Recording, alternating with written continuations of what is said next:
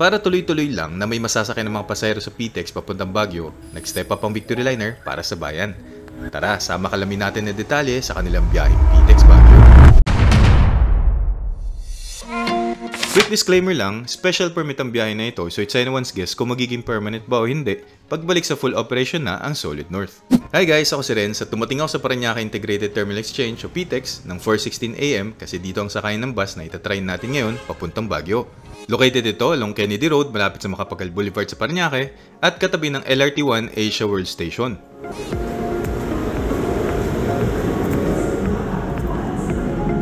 Sa front desk, makikita mo kung saan ang mga respective ticket booth ng bawat bus companies na may biyahe dito. Based sa monitor, sa ground floor ticket booth 6 tayo pupunta.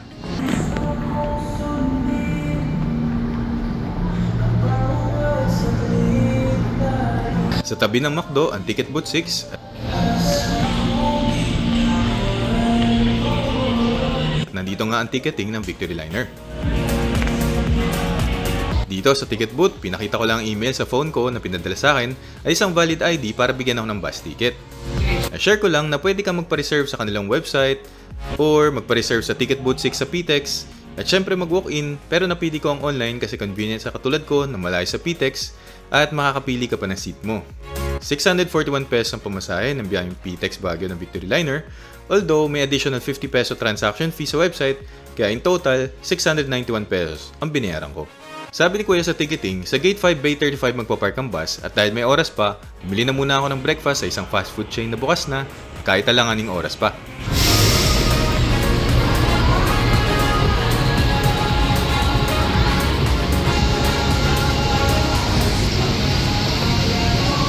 Dahil wala pang bus natin, dito muna tayo sa waiting area.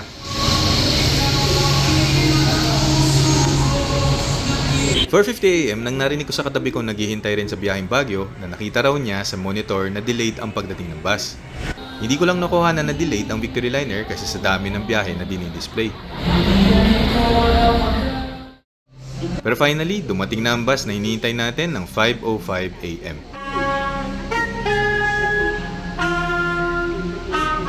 Bago ka makapunta sa bay ng mga bus, ipapakita mo muna ang ticket mo sa PTEX personnel para makadaan ka sa turnstile.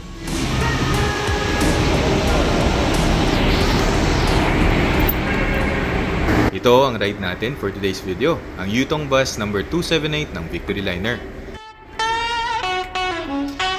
2x2 set configuration, air condition, may ample legroom at USB port.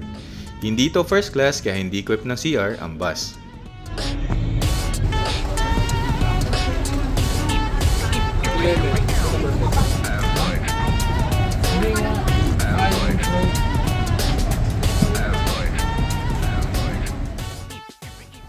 At 5:21 AM nang umalis ang bus sa PTEX na halos puno.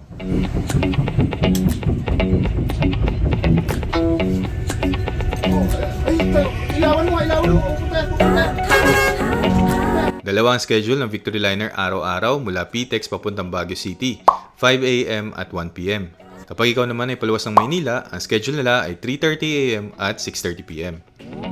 Please note na ang parehong schedule ng Victory Liner ay via inner cities kaya mas matagal ang biyahe kasi dadaan muna sa ilang bayan bago umakyat ng Baguio.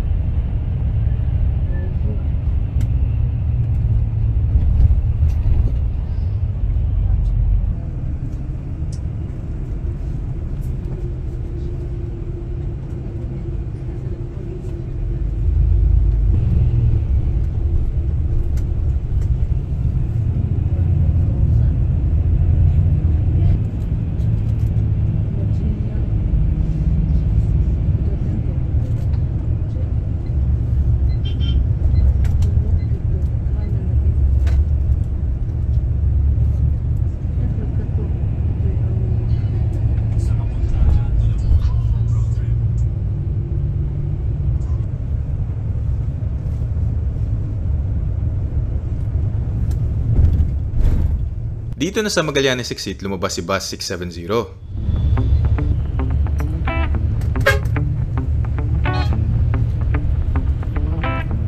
Along Skyway, hiningi na ni Kuyang Konduktor ang white copy ng ticket at ibabalik naman sa iyo ang blue copy.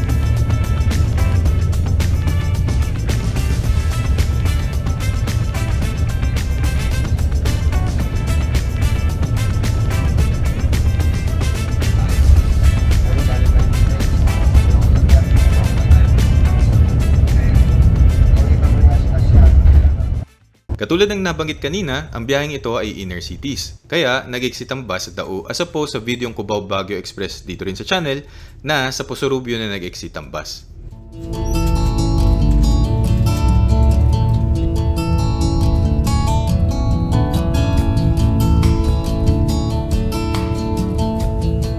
Sa tapat ng Pure Gold, kumaliwa ang bus para pumasok sa Dao Bus Terminal kasi magsasakay at baba ng pasahero.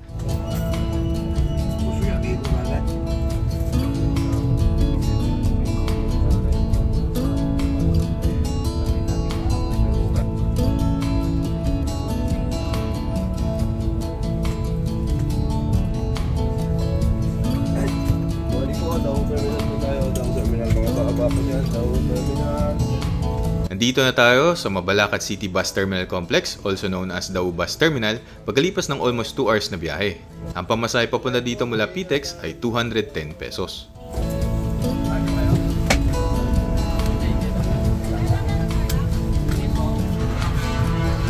Saan nalabas niya?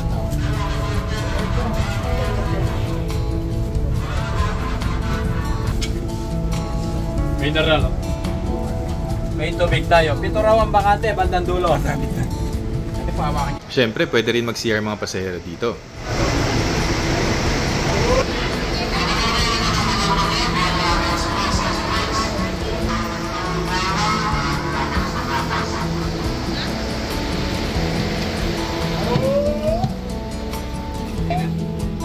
Money. After 20 minutes, nagpatuloy na ang bus sa biyahe.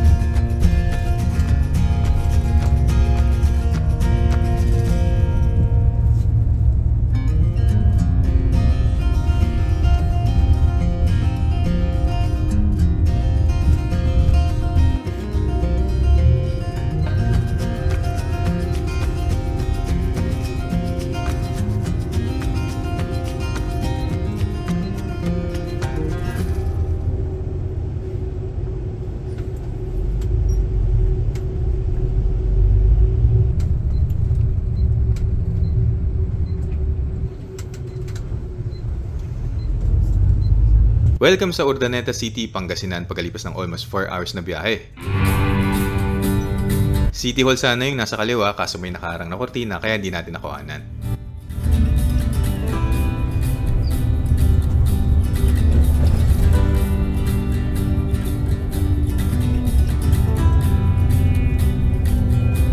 Nandito na tayo sa Binalonan, Pangasinan at ang kalsada sa kanan ay ang daan papunta sa kanilang town proper. Ang pamasahe papunta dito mula PTEX ay 459 pesos.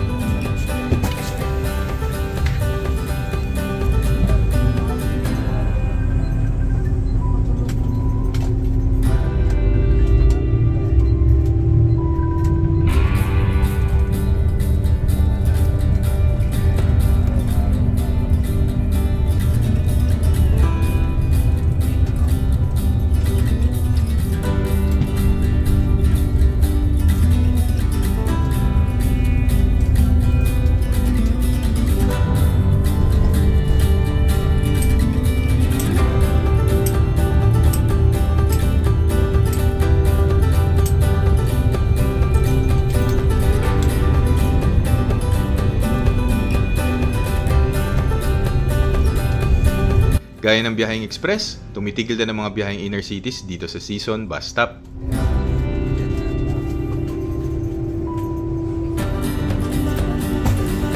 Meron ditong barbecue, dim sum, kakanin, french fries, at syempre palamig. At dahil ayaw ko mapuno ang tiyan ko, ito lang ang kinain ko sa halagang 35 pesos.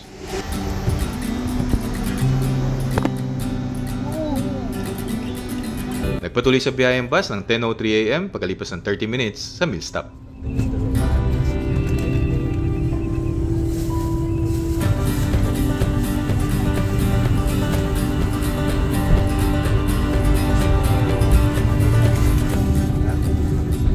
Nandito na tayo malapit sa Season Town proper kaso hindi natin makikita.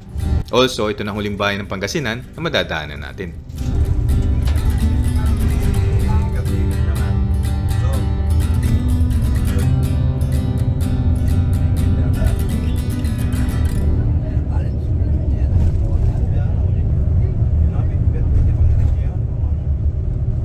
Welcome sa probinsya ng La Union. Rosario ang unang bayan ng La Union na makikita natin pero hindi madadaanan ng town proper. Ang pamasahe papunta dito mula PTEX ay 521 pesos. Kumaliwa ang bus para ipagpatuloy ang MacArthur Highway. At pagdating sa Rotonda, nag-exit ang bus sa Pugo Rosario Road.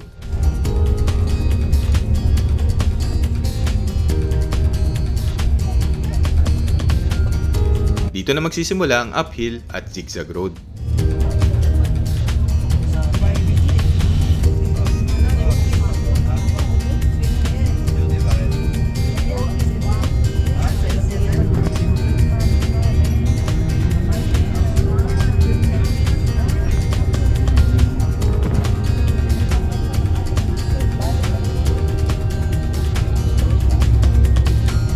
Welcome sa Pugo, La Union, pagkalipas ng mahigit 5 hours na biyahe mula Maynila.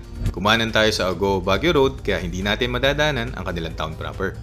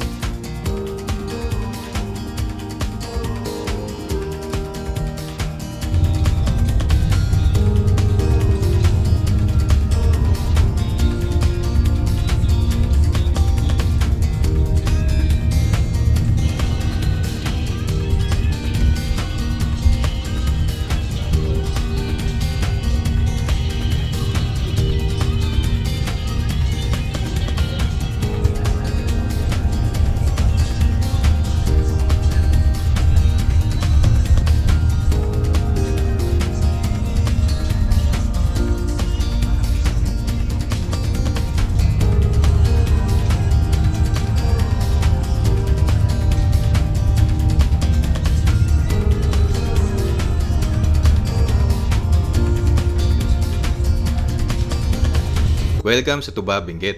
Ang kalsada sa kaliwa, bago ang tulay, ang daan papunta sa kanilang town proper. Ito ang una't huling bayan ng Benguet na madadaanan natin bago ang ating destination.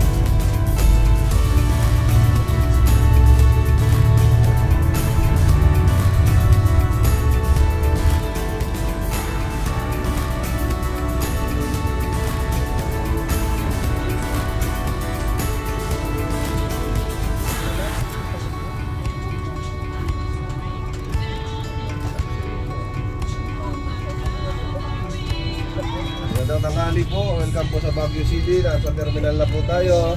Mga sangay po, pag-double check. Salamat po.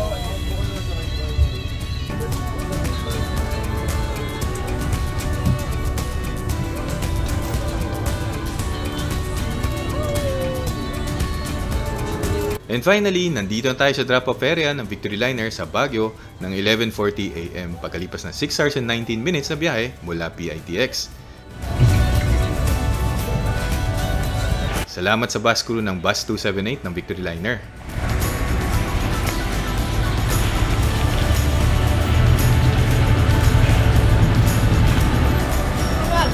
Salamat sir, salamat. Situated ang kanilang terminal along Utility Road and Villalon Street. Sana nakatulong ang video. See you on the next one.